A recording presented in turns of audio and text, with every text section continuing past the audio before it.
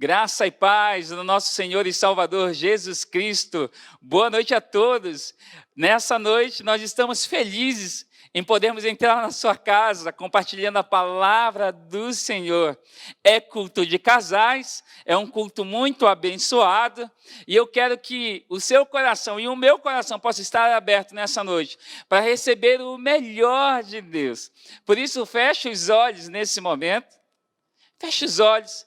E vamos juntos orar ao Senhor. Santo e eterno Deus, bendito é o Senhor por ter nos abençoado com toda sorte de bênçãos. Bendito é o Senhor que nos dá o privilégio, a honra, não somente de compartilhar a Tua palavra, mas de ouvirmos a Tua voz. Pai, nessa noite, ensina-nos muito mais de Ti. Restaura casamentos, restaura relacionamentos. Pai, faz-nos compreender a Tua vontade, que é boa, agradável e perfeita.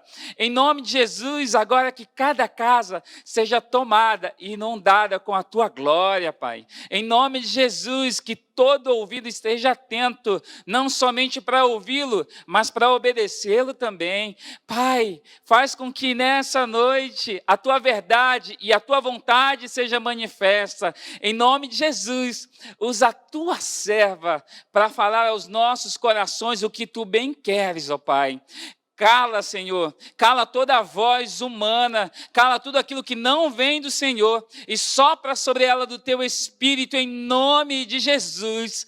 Amém, amém, amém. Amém. Graça e paz, amados. Nós estamos aqui na Igreja Batista do Bom Retiro, na Avenida Desembargador Hugo Simas, 1772, na cidade de Curitiba. E é muito bom estar na sua casa nessa noite. E eu quero compartilhar algo que Deus tem ministrado na nossa caminhada com os casais, que é muitíssimo importante. Que muitas pessoas, elas entram num relacionamento e elas entram simplesmente a dois. E nós queremos falar nessa noite da importância de estar em tríplice concordância, em ter um casamento a três. E um casamento em que os três concordem, que os três andem juntos. Lá na palavra do Senhor, em Atos, capítulo 5, a partir do versículo 1 ao versículo 11, ele vai contar a história de um casal. Um casal que andou em concordância, um casal que se uniu para fazer algo. Porém, eles fizeram apenas a dois. E eles não fizeram com a bênção do Senhor. É uma história bem conhecida, eu quero compartilhar com vocês, que diz assim: um homem chamado Ananias, juntamente com Safira, sua mulher, também vendeu uma propriedade. Ele reteve parte do dinheiro para si. Sabendo disso também a sua mulher, e o restante ele colocou aos pés dos apóstolos. Então perguntou Pedro: Ananias, como você permitiu que Satanás enchesse o seu coração a ponto de você mentir ao Espírito Santo e guardar para si uma parte do dinheiro que recebeu pela propriedade? Ela não lhe pertencia. E depois de vendida, o dinheiro não estava em seu poder. O que o levou a pensar em fazer tal coisa? Você não mentiu aos homens, mas sim a Deus. Ouvindo isso, Ananias caiu e morreu. Grande temor apoderou-se de todos os que ouviam o que tinha acontecido. Então os moços vieram, envolveram seu corpo e levaram para fora e o sepultaram. Cerca de 3 horas mais tarde entrou a sua mulher sem saber o que havia acontecido. Pedro perguntou: diga-me, foi esse preço que vocês conseguiram pela propriedade? Respondeu ela: sim, foi esse mesmo. Pedro lhe disse: por que vocês entraram em acordo para tentarem o Espírito do Senhor? Veja, estão à porta os pés dos que sepultaram seu marido, e eles a levarão também. Naquele mesmo instante, ela caiu aos pés dele e morreu. Então os moços entraram, encontraram-na morta, levaram-na e a sepultaram ao lado do seu marido. E grande temor apoderou-se de toda a igreja e de todos os que ouviram falar desses acontecimentos. Nós vemos aqui esse casal, eles estavam vivendo na época da igreja, dos primórdios da igreja cristã, e toda a igreja vivia compartilhando todas as coisas. E eles quiseram ter uma aparência de bondade, uma aparência de generosidade, dizendo: olha, nós vendemos a nossa propriedade e também demos tudo aos pés dos apóstolos para ser dividido entre os irmãos. Porém, não foi isso que eles fizeram. Eles não tinham a obrigação de darem tudo. Isso era uma oferta espontânea. E eles quiseram dizer que estavam tendo essa oferta espontânea, generosa, e ter uma falsa aparência. Mas a mentira deles trouxe consequência. E nós vemos que esse casal ele estava alinhado. Estava alinhado, mas estava alinhado para desagradar ao Senhor. Para mentir, para viver somente de aparências. E como é triste isso? É muito triste e, infelizmente, não é algo extraordinário de se ver, é algo comum que se vê dentro de igrejas cristãs que pregam verdadeiramente a palavra do Senhor. Casais que querem viver só aparência, que querem mostrar para os outros e dizerem assim: olha, nós tememos a Deus, nós estamos servindo a Deus, mas lá dentro da sua casa a realidade é outra. Lá dentro do seu casamento, a realidade é totalmente diferente. Não estão vivendo de acordo com os princípios da palavra do Senhor. Querem ter a mesma aparência daqueles que buscam o Senhor e querem ter também os mesmos resultados. Porém, para se ter os mesmos resultados, deve-se pagar o mesmo preço. Não é fazendo as coisas de qualquer jeito e fazendo só aparência que os resultados virão, mas é servindo a Deus. E aqui nós vemos que para que um casamento realmente seja abençoado, essa tríplice concordância será o marido, Deus e a esposa. Os três andando alinhados. Nós encontramos as ordens e os princípios da palavra do que Deus quer para nossas vidas na sua palavra. Ele já tem mostrado. E sabe por que Deus nos mostra? Ele não nos mostra determinadas coisas, ele não nos dá determinadas leis, determinadas ordenanças para ser um estraga-prazer. Mas ele nos dá porque ele sabe o que vai nos fazer bem. Ele nos criou, ele nos formou, ele formou homem e mulher, cada um com o seu perfil, cada um com a sua estrutura. E ele sabe o que vai ser bom para o homem e o que vai ser bom para a mulher. Por isso ele nos dá as ordenanças. Homens, vivam assim, amem a sua mulher, porque a mulher ela precisa de amor.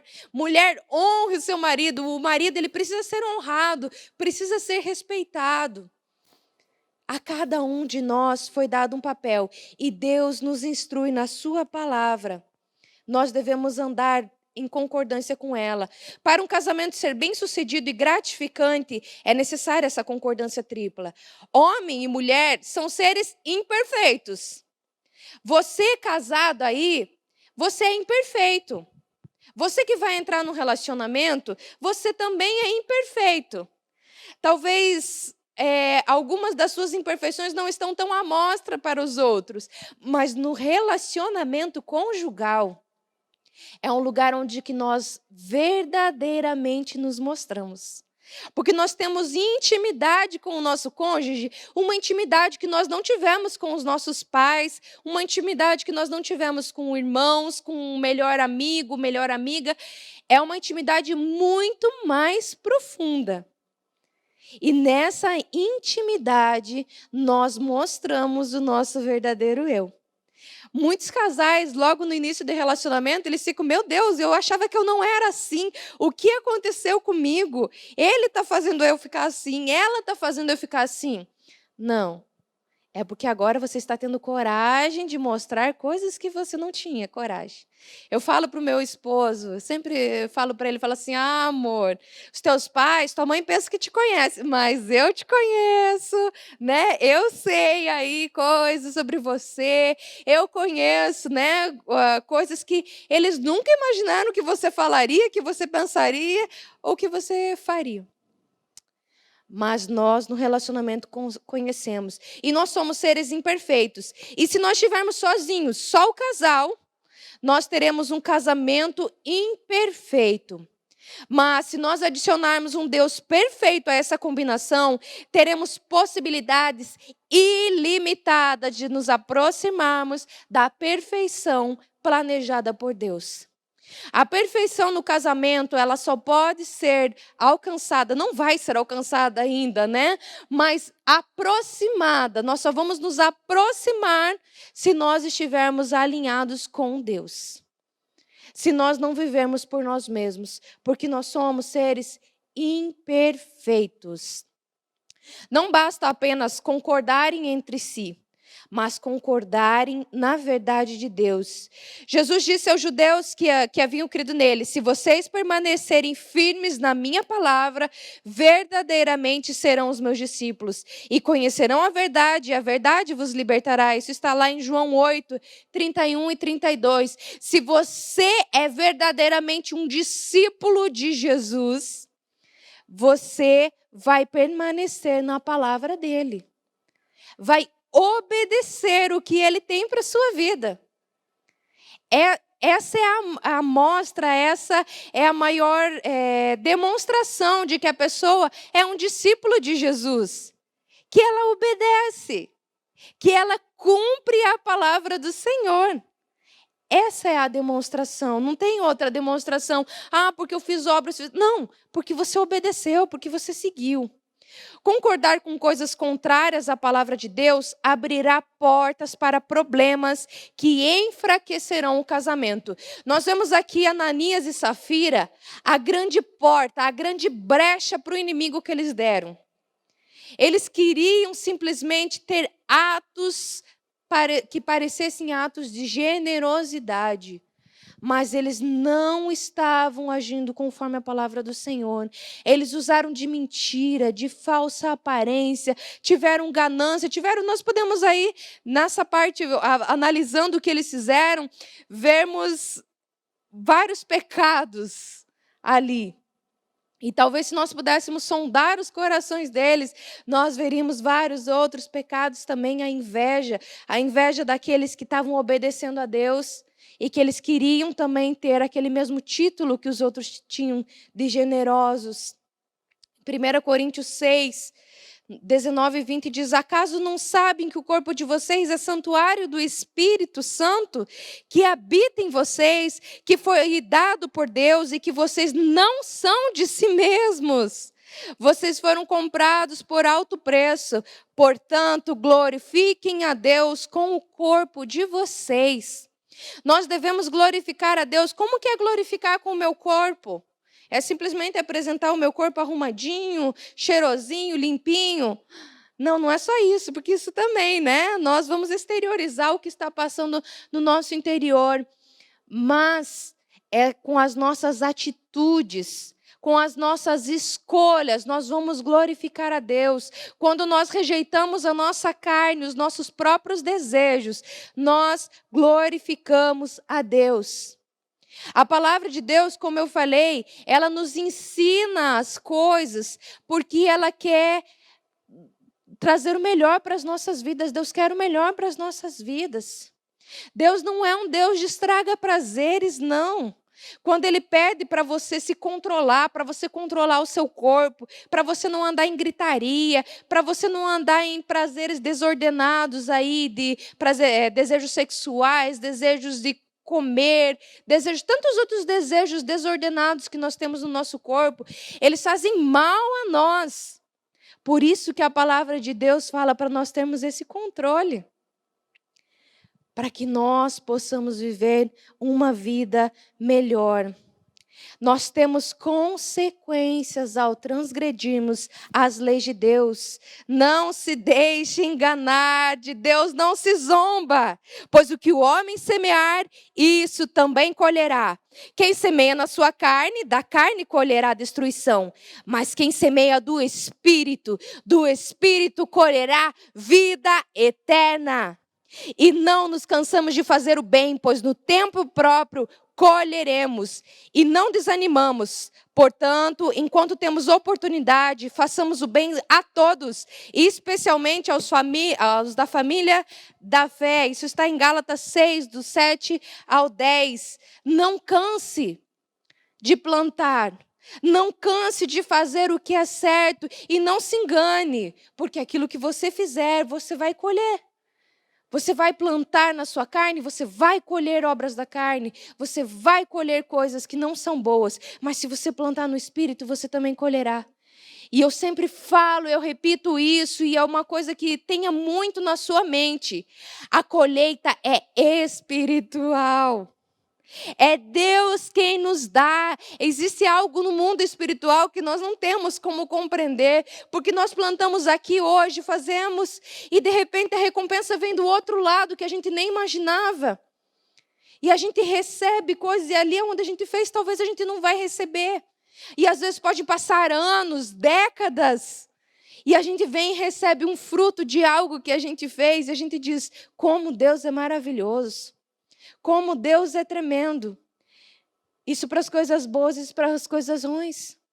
Tem pessoas que têm atitudes ruins no seu casamento, no seu relacionamento, e pensam que não vai dar nada, ficou por isso mesmo. Ah, isso foi há 10 anos, eu não resolvi e não tem problema. Não. Isso vai interferir na sua vida.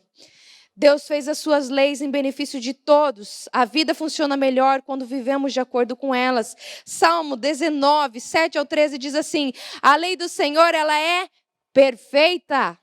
E o que ela faz? Ela revigora a alma. Os testemunhos do Senhor são dignos de confiança e tornam sábios os inexperientes. Você é inexperiente? Ah, eu sou novo na fé. Ah, eu sou novo no relacionamento. Comecei agora o casamento. Eu sou de pouca idade. Você é inexperiente? A palavra do Senhor pode te tornar sábio. Os preceitos do Senhor são justos e dão alegria ao coração. Talvez no primeiro momento, quando você vê na palavra do Senhor dizendo, não faça isso, você vai dizer, poxa, mas eu queria tanto. Mas você vai ver a alegria em obedecer. Como vem a recompensa do Senhor e traz alegria ao coração. Os mandamentos do Senhor são límpidos e trazem luz aos olhos. O temor do Senhor é puro e dura para sempre. As ordenanças do Senhor são verdadeiras, são todas elas justas. Elas são justas. São mais desejáveis do que o ouro, do que muito ouro puro. São mais doces do que o mel e do que as gotas do favo. Por ela o teu servo é advertido, a grande recompensa em obedecer-lhes. Se a palavra de Deus está dizendo isso, é verdade. A grande recompensa em obedecer a palavra do Senhor.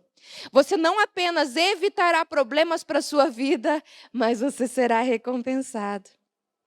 Quem pode discernir os próprios erros?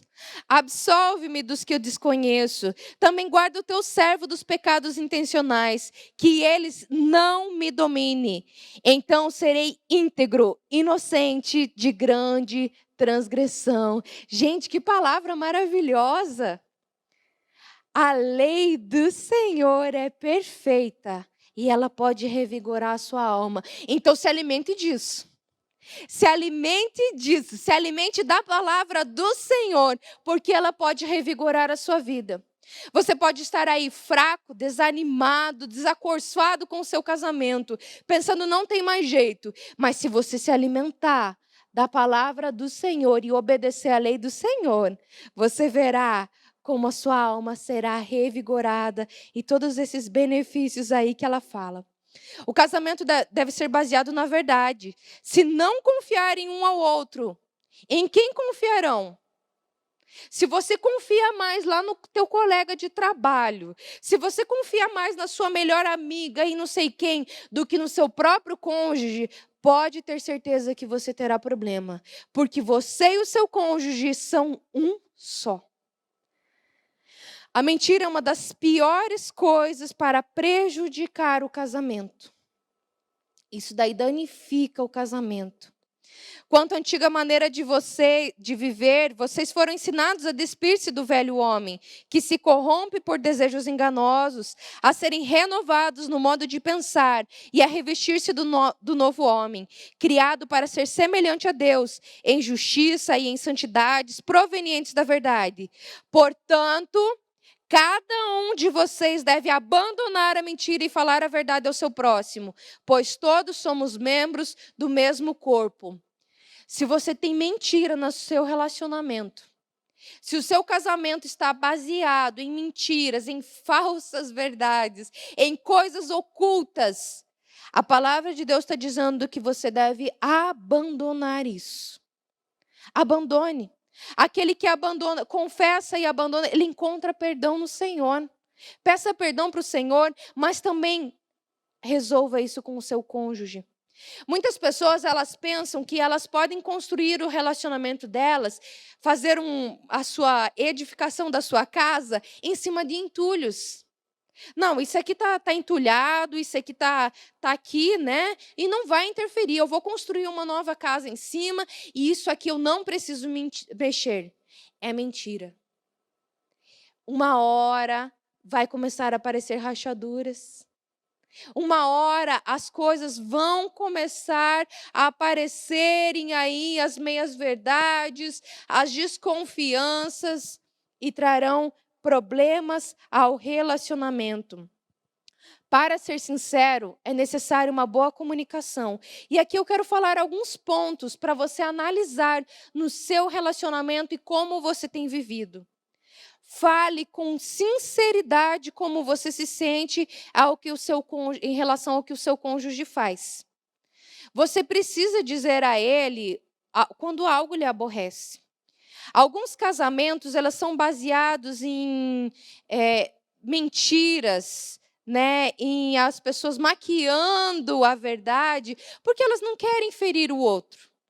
Porque elas não querem dizer, e isso acontece muitas vezes em início de relacionamento. A pessoa, ela está apaixonada, a pessoa está querendo conquistar o coração da outra, e o que ela faz? Ela acaba suprimindo e disfarçando o que ela pensa. Porque eu não posso mostrar isso, senão o outro vai se desagradar de mim e não vai querer estar comigo. Então, ela acaba ali sendo falsa. Isso é falsidade, isso é mentira. Fale a verdade, você precisa falar. Se o seu cônjuge tem um comportamento que te desagrada, isso já lá no início do relacionamento, fale. Claro que você vai falar com sabedoria, com amor. Você vai orar antes de falar e você não vai falar no calor da emoção. Que tem gente que pensa assim, eu vou falar e daí não sabe nem como falar e fala e estraga tudo, piora a situação. Mas devemos ser verdadeiros no nosso relacionamento. Vou contar um exemplo que aconteceu comigo. No início do relacionamento, né, com o meu príncipe, fazia uma semana que nós estávamos no nosso compromisso e ele viajou, ele foi a uma viagem de trabalho. E ele falou assim, olha, você me busca no aeroporto? Eu falei, busco. E ele deixou o carro dele comigo. E tá, beleza. E ele falou assim, você, antes de me buscar, lava o carro, tá bem sujo, né? Leva lá para lavar e vai me buscar. E ele estava chegando de viagem e ao mesmo horário chegava a irmã dele, que eu não conhecia. Ela vinha de Manaus para Curitiba. E nós morávamos na cidade de Ponta Grossa, eu vinha de Ponta Grossa até Curitiba buscá-lo. Eu sei que foi bem corrido, foi 2 dias que acho que ele tinha viajado só. Eu não tive tempo de levar o carro para lavar, e eu fiquei assim, eu vou levar, depois um estranho vai me trazer em casa. Achei um monte de desculpa para não levar no lavacar. E eu resolvi lavar em casa. Eu lavei, até que ficou bonitinha, só que no final eu passei um pano no para-brisa, por dentro. E aquele pano deixou embaçado, deixou muito estranho aquele para-brisa. Quando eu cheguei lá no aeroporto para buscá-lo, eu dei a chave do carro para ele, né? E falei, então agora você volta dirigindo, né? Vamos andar aí pela cidade e tudo mais. A gente ia passear ainda em Curitiba. Quando ele pegou aquele carro, ele falou assim, nossa, que serviço mal feito, que vidro imundo esse. E eu, né? Ele, aonde que você levou para lavar? Estava ele no carro, estava a minha cunhada, e eu menti. Eu falei, eu levei lá no mesmo lugar de sempre, perto da minha casa. Nossa, mas quanto que o cara cobrou? E aquilo foi virando uma bola de neve, né? Porque, falei, ele cobrou o mesmo de sempre. Não, mas eu vou voltar lá e vou reclamar, ele vai ter que lavar de novo esse carro. Tá muito feio esse para-brisa. E eu fiquei ali, e ele sempre tocava naquele assunto. Como eu estava mentindo, o que eu fiz? Eu fugia do assunto. Falava, não, depois eu resolvo isso. Não, eu vejo isso. E eu sempre fugia do assunto e aquilo aumentando, aumentando. Aquela história ficou por isso mesmo, naquele momento. Mas eu e meu esposo, nós temos um hábito e isso é muito bom para o nosso casamento. Muitas vezes nós estamos deitados na cama conversando, olhando um no olho do outro e nós perguntamos, tem algo que você gostaria de me contar? Tem alguma coisa do seu passado? Tem alguma coisa que você gostaria de me falar? E um dia eu perguntei isso para ele. Ele falou assim, não, acho que não. Falei, e às vezes não é nem um pecado, mas algo da nossa história, para contarmos um ao outro, para aumentarmos a nossa aproximação. E naquele dia eu perguntei para ele, e ele olhou para mim, e você, tem alguma coisa para me contar? E na hora veio essa história na minha cabeça, acho que já fazia um ano de casado. Veio essa história na minha cabeça. Eu falei, amor, eu tenho que te pedir perdão, eu menti para você. Eu menti. Graças a Deus, né? Hoje falamos disso, damos risada sobre esse assunto. Ele está lhe dando risada, né? Lembrando disso daí. E, gente, eu não falo com orgulho, não, eu menti com vergonha, tá? Eu falo isso com vergonha, não penso assim, ai, que legal, ela mentiu. E não, foi com vergonha. E eu falei para ele, olha, eu fiquei com vergonha de dizer que eu não tinha levado para lavar, eu fiquei com vergonha de dizer que eu que fiz aquilo, né? Mas fale a verdade. Eu entendo, pode ser uma coisa tão simples. Se eu falo isso hoje, naturalmente, conto, né? Eu não contei isso para ele antes porque eu tinha esquecido mesmo. Mas pode ser algo que você pense que é simples. Não tem problema, eu menti, isso daí ficou por isso mesmo, é lá do passado. Ou eu não falei o que eu pensava, o que eu sentia em relação a ele. Fale a verdade, você vai ver como isso traz mais comunhão ao seu casamento, traz mais cumplicidade, como isso vai agradar a Deus e vai fechar qualquer brecha que possa existir entre vocês. Segundo ponto, fale com sinceridade como você vê as coisas. É importante compartilhar sentimentos, planos, medos, preocupações, esperanças e sonhos. Tem pessoas que estão no relacionamento conjugal e um não sabe o sonho do outro. Você já perguntou para sua esposa qual o seu sonho? Você investe no sonho da sua esposa? Você, esposa, você investe no sonho do seu marido? Ou você critica? Ou você diz, isso é bobagem. Nada a ver, não, tá boa a nossa vida do jeito que tá, ele fica sonhando com essas bobagens. Não. Sonhem juntos. É importante você ser sincero, é importante você falar a verdade e é importante você buscar qual é a verdade do seu cônjuge. O que está acontecendo no coração do seu marido ou da sua esposa? Às vezes eles não têm o casal não tem coragem de dizer um ao outro, mas se abre para um estranho. É mais fácil a gente se abrir para um estranho, sim, sabe? Sabe por que é mais fácil? Porque a gente não tem um vínculo amoroso, porque a gente não tem aquela preocupação de ferir o estranho, e a gente não tem aquela preocupação, ele vai deixar de me amar se souber isso sobre mim. Então é mais fácil você chegar ali para o estranho e dizer as tuas preocupações, mas não falar para a tua esposa. Os homens, eles têm aquele pensamento de que eles têm que ser fortes, que eles têm que mostrar que nada abala eles. Então, às vezes, eles estão passando por dificuldade financeira, estão passando por outros problemas, vendo situação familiar problemática, e eles tentam fingir que isso não está abalando eles. Não faça isso, não tente ser o super-herói. Converse com a sua esposa. Mostra para ela o que passa no seu coração. Mostra as preocupações, as esperanças que você tem. Isso vai melhorar muito o seu relacionamento e isso agrada a Deus. Quando você faz isso, você está cumprindo a palavra do Senhor, porque a palavra do Senhor diz que agora o homem deixará pai e mãe e se unirá à sua mulher e os dois serão uma só carne. E para serem uma só carne não é quando os dois simplesmente se unem no ato sexual. Mas é quando vivem a mesma mente, vivem os mesmos objetivos. Terceiro ponto, fale com sinceridade sobre o seu passado. Aí pega muito, sabe? Tem muitas pessoas que estão nos ouvindo agora, nessa noite, que tem um passado que os condena, né? Não condena mais porque Jesus Cristo pagou o preço pelo seu passado. O teu passado, ele não te condena, porque o Senhor Jesus Cristo já te lavou, já te purificou, e nenhuma condenação há para os que estão em Cristo Jesus. Que alegria isso, né? Olha, pode falar o que quiser do meu passado, Jesus Cristo me perdoou. Me perdoou. Mas nós não podemos esconder do nosso cônjuge. Sabe aquilo que você viveu lá na infância e que você pensa assim, isso eu nunca vou contar para ninguém. Isso faz com que você se feche.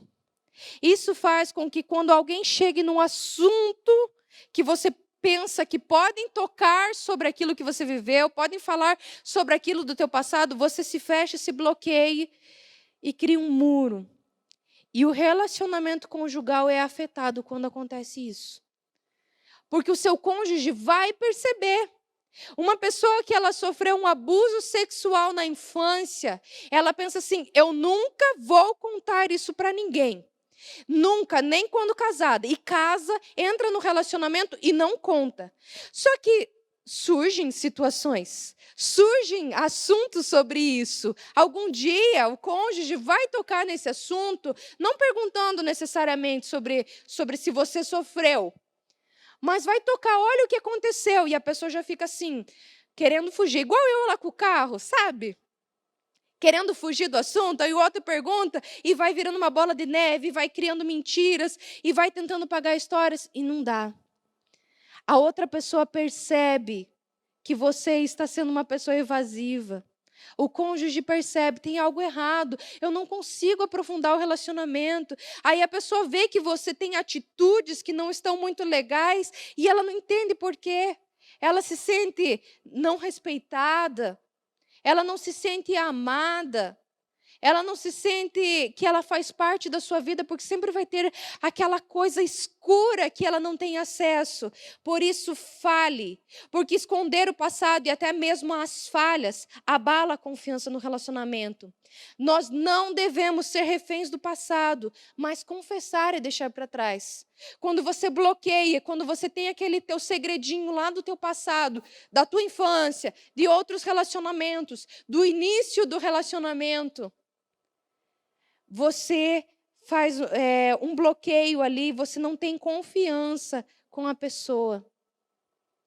Então, confessa e deixa para trás. Você vai ver o quanto aliviado você vai ficar. Nós já acompanhamos pessoas que elas diziam assim, eu nunca posso falar isso para o meu cônjuge. Nunca. Deus me livre, olha o que vai acontecer. E a pessoa era prisioneira daquilo, e prisioneira. E o cônjuge vinha até a gente e dizia assim, está acontecendo alguma coisa com ela. E eu não sei o que está acontecendo com ela, a vida espiritual não progride, as coisas não acontecem. O que está acontecendo com ela? E ao mesmo tempo ela dizendo, ele não pode saber disso. E no momento em que houve a confissão do pecado, o momento em que veio à tona as coisas do passado, houve paz, houve crescimento, houve comunhão, houve perdão. Nada em toda a criação está oculto aos olhos de Deus, tudo está descoberto, exposto diante dos olhos daquele a quem devemos prestar contas. Isso está em Hebreus 4,13. E ainda Tiago 5,16. Portanto, confesse os seus pecados uns aos outros e orem uns pelos outros para serem curados. A oração do justo é poderosa e eficaz. Fale também agora o ponto 4, com sinceridade, tudo o que você está fazendo. Eu não estou mentindo, eu só estou ocultando. Ah, mas eu não posso falar isso para o meu cônjuge que ele não vai entender. Deixa eu esconder isso, né? Porque ele não vai entender. Uma coisa que eu tenho no meu agir, até se eu, quando em algum momento eu sofri algum cara, alguém na rua mexeu comigo, fez alguma coisa, eu ia contar para o meu cônjuge. Não para contar, para dizer para ele que ele tinha que tomar uma providência, que ele tinha que ir atrás, mas eu pensava, e eu penso assim, se eu guardar isso comigo, é como se eu estivesse ocultando algo em meu coração e guardando aquilo. Guardando talvez alguma memória para alguma fantasia, guardando algum pensamento, ou guardando, escondendo dele, como se, opa, né? Deixa eu guardar esse elogio, deixa eu guardar isso. E às vezes não foi nem coisas explícitas, mas quando eu me sentia assediada de alguma forma, quando alguém me tratou de alguma forma que eu não gostei, eu falava, olha, meu amor, eu não sei se foi a intenção da pessoa, mas eu não gostei da forma que tal pessoa me tratou, o jeito que veio, que encostou no meu ombro, eu não me senti à vontade. E isso eu conto para o meu cônjuge, se acontecer.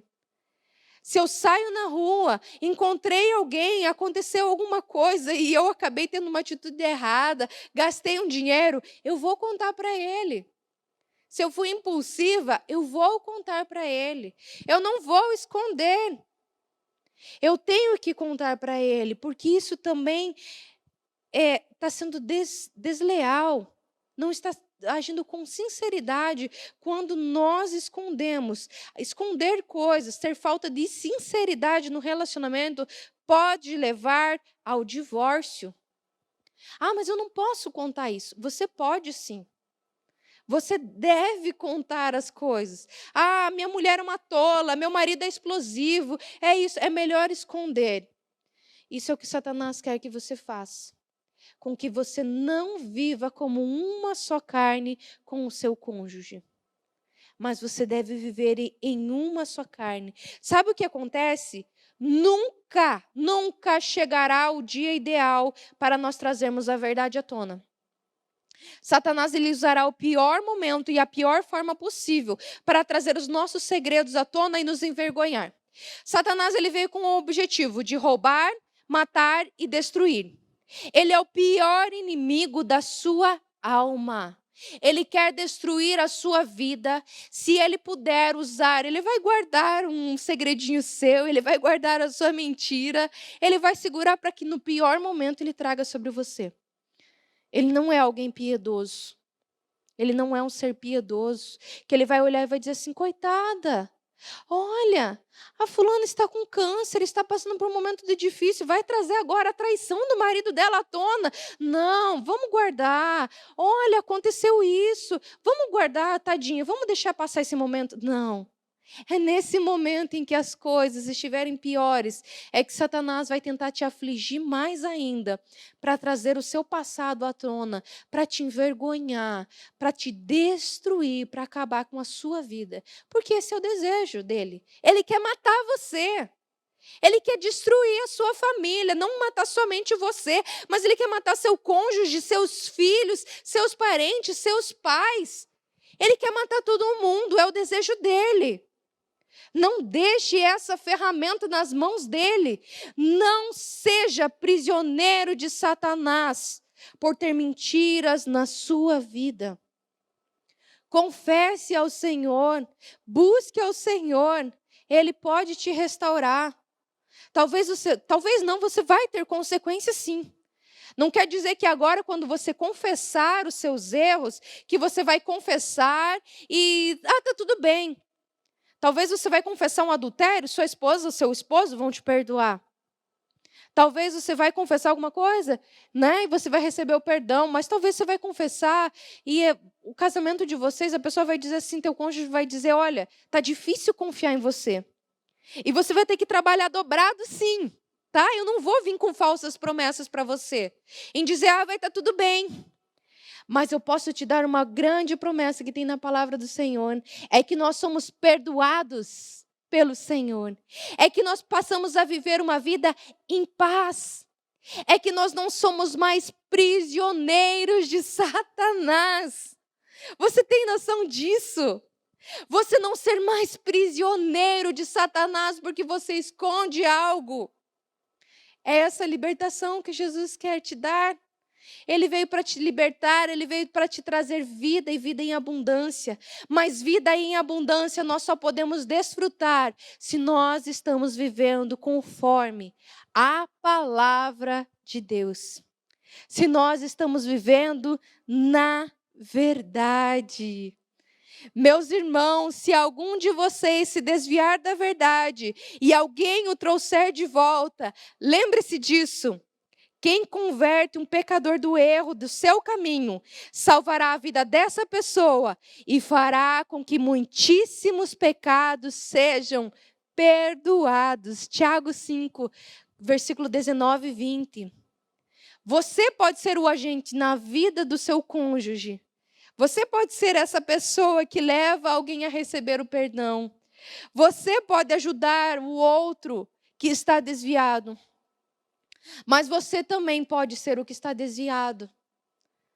Você pode ser esse alguém que está longe da vontade do Senhor, que viveu em mentira, que viveu na deslealdade, que viveu um relacionamento e fez coisas que não agradam ao Senhor. Se você fez isso, saiba que se você se converter do seu caminho, a sua vida ela vai ser salva e todos os seus muitíssimos pecados serão perdoados. É uma alegria muito grande nós sermos um agente do Senhor, nas mãos do Senhor, sermos um instrumento nas mãos do Senhor para levar salvação à vida de outra pessoa. Para chegar, e apresentar Cristo, apresentar o poder de Deus e tirar dessa pessoa o fardo do pecado dela. Não somos nós que tiramos, é o Senhor Jesus. Mas nós podemos ser um instrumento para que o Senhor Jesus faça a obra dele. E o Senhor quer usar você nessa noite. O Senhor quer transformar o teu casamento. Ele quer um casamento pleno. Sabe como você vive num relacionamento em que você não tem medo que as coisas vão ruir? Eu falo sempre para o meu esposo, eu digo assim, meu príncipe, eu não tenho medo do nosso castelo ruir. Porque tem gente que está vivendo castelinho de areia. E uma hora a onda virá, uma hora o vento virá. Ou alguém vai vir e chutar, Satanás vai vir e chutar mesmo. E esse castelinho de areia vai cair. Mas eu falo, eu não tenho medo, sabe por quê? Porque o nosso relacionamento é baseado na verdade. O meu cônjuge sabe dos piores erros da minha vida. O meu cônjuge sabe dos piores pensamentos que eu tive. Eu sei dele, ele já me contou a vida dele, ele me conta as falhas e as dificuldades que ele enfrenta. Nós procuramos viver na verdade. A verdade pode te libertar. Para que nós possamos viver uma tríplice aliança, nós precisamos viver na verdade da palavra do Senhor. Eu quero te convidar nessa noite a refletir em tudo o que você ouviu e a refletir em tudo o que você tem vivido. Tem algo que você está escondendo do seu cônjuge? Tem algo que talvez seja até simples aos olhos dos outros, mas você acha que você não pode agora contar? Faz tanto tempo, para que mexer nisso?